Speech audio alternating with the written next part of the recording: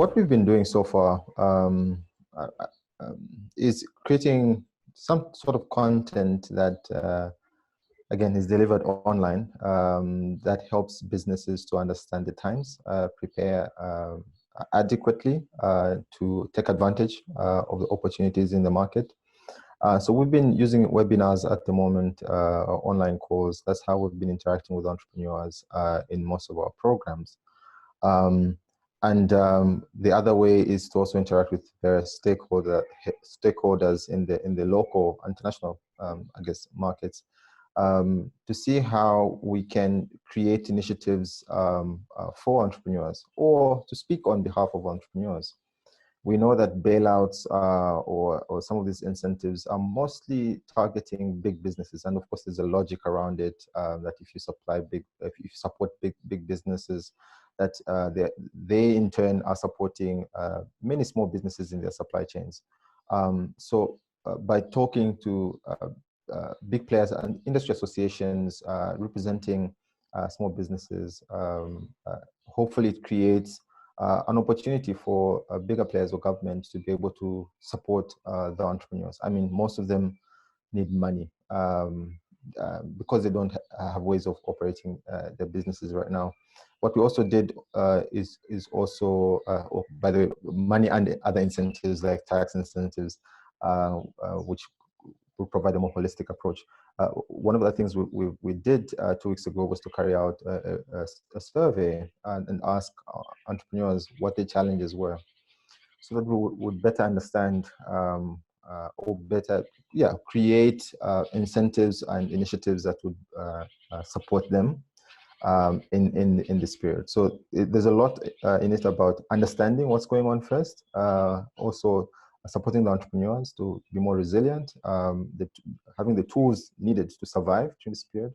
But in another step as always is in lobbying, so finding ways to talk to major players to see how they can create the right environment for some of these businesses to thrive. Yeah. The way that businesses can learn from this pandemic, and look, first of all, no one was prepared for this level of what I would say distraction. Some of the comparisons are to this period is being compared to the Great Depression. I wasn't there when the Great Depression was around.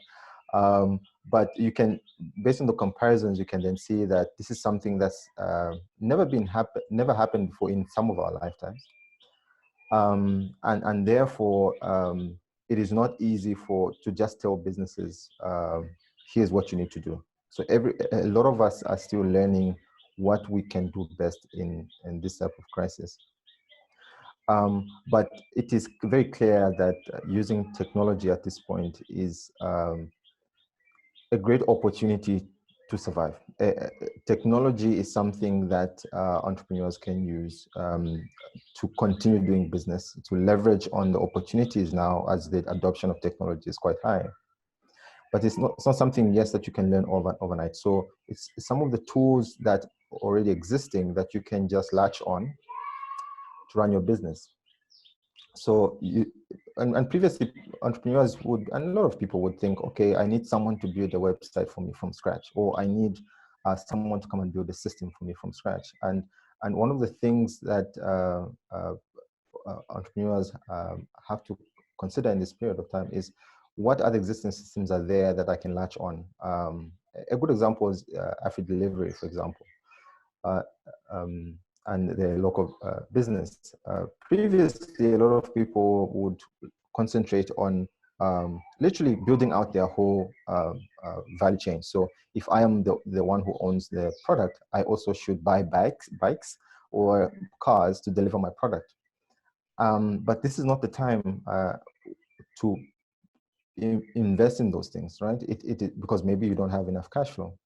And so leveraging on other businesses that are able to fill part of your value chain or supply chain is very useful. So you look for other businesses that do something that you don't do, but can fill a gap.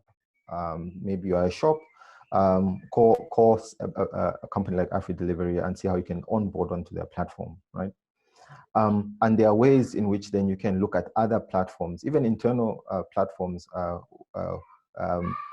where you're using Zoom to improve your internal communication. So it's a lot about understanding what tools are available, and not having to start from scratch.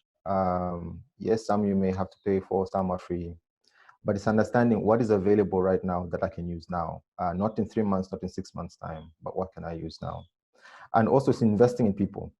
So from this pandemic, we can see that it is not just about, oh, we have a platform that we can use. And many companies invested in platforms, right?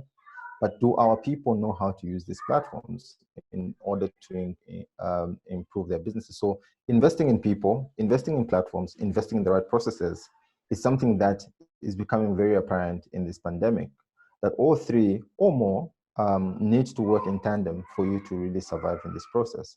So yes, you could say, let's work from home because we have Zoom, but do people know how to work from home? Are they accountable enough? Do you have enough processes and systems to cover the risk and all those things? And so it is one of the things that businesses can learn and lasting is it is possible to be productive in this process as well. You don't have to necessarily shut down, but you can find ways of using technology to still be as productive, still run your business, make sure that your people are well prepared, know that they are invest in the right processes and invest in the right platforms and tools to enable all this to work together so that business can still leverage on this pandemic. Yeah.